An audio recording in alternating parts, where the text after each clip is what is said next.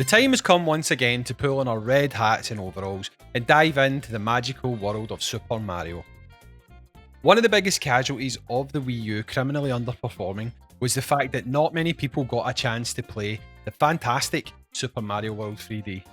But just like most of the best games on the Wii U, Nintendo has made the wise decision to port that fantastic game to the juggernaut that is the Nintendo Switch. Although 3D World makes up the bulk of what this package has to offer, the thing that has it on most Mario fans' radar is the new experience that they've added, Bowser's Fury. So let's put Mario World on the back burner for now and instead focus on Bowser's Fury. Starting out, players of Mario Odyssey will feel right at home as Bowser's Fury actually has more in common with how that game plays than the actual game it comes bundled with. Taking place in an open world map that slowly opens up as you play, Bowser's Fury allows you to hop your way to collecting the map's 100 hidden cat shines, and with your AI controlled buddy Bowser Jr. And in typical Nintendo fashion, they have added multiplayer, so that a friend can hop in and take control of Bowser's mischievous offspring. Did we ever get to find out who his mother is, by the way? This open world style is something that Mario has never done before, and it's interesting to think where Nintendo are going to go with it. Could future Mario games offer a seamless gameplay style with no loading screens in the future, and this is possibly our first taste of that. Graphically, the game really looks nice, especially in the nighttime sections when Bowser is raining down fire and brimstone.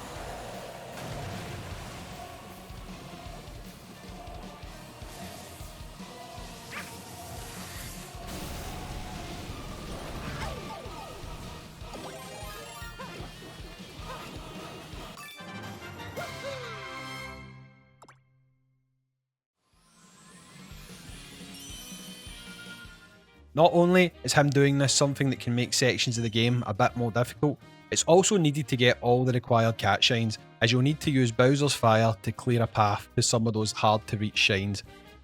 If you're looking to get 100% in this title, you're going to have to make sure Bowser's furious. While offering great platforming that you've come to expect from Mario, there are also chases and mini boss battles you'll have to navigate as you make your way towards the mega showdown with Kaiju Bowser and Super Saiyan Cat Mario that everyone's pretty much now seemed memed on Twitter.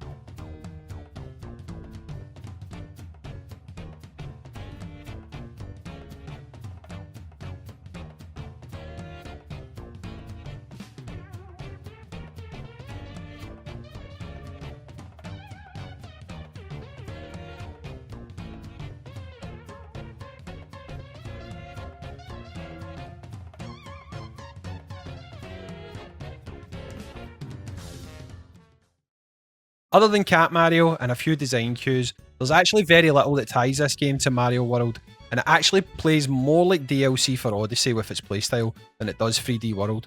I can't help feeling that a company like Sony or Microsoft would end up selling this as a standalone title for about $20. So if you're looking to buy this package just for Bowser's Fury, you might be disappointed, as although it's fantastic, it's not a very big game, and it's best viewed as more of a side dish to the main event in this package, which is Super Mario 3D World.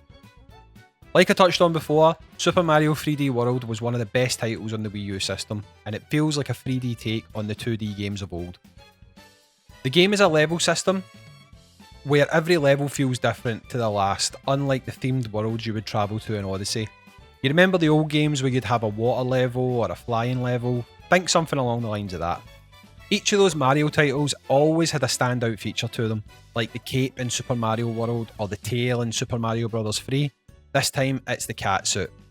With the catsuit, Mario can scratch and claw his way to higher platforms, and it offers new ways for you to take out your enemies, making the gameplay seem different to what Odyssey had to offer. On top of all this, Nintendo has added online, which I'm thankful for considering we're not really supposed to have friends round our houses in the current climate. Unfortunately, when it comes to online multiplayer, if a person has a less than optimal connection, it will affect the gameplay. That can vary in severity from slight stutters to damn near being unplayable. So depending on how good your friend's connection is, couch co-op might still be the best option for this title.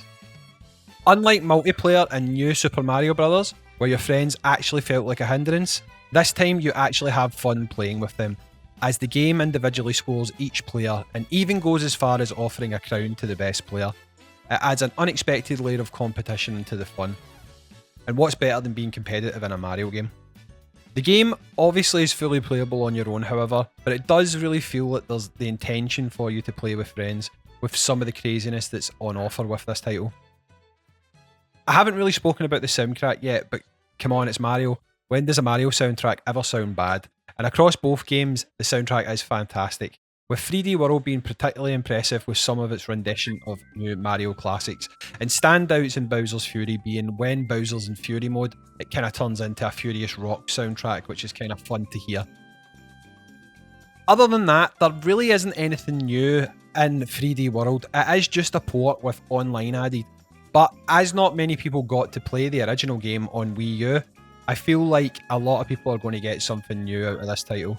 It hasn't aged in any way despite being an old game, and Bowser's Fury is a fun title to play. Overall, the entire package is really worth the asking price, but I would say if you have zero interest in playing 3D World, don't expect to get your money's worth out of Bowser's Fury alone.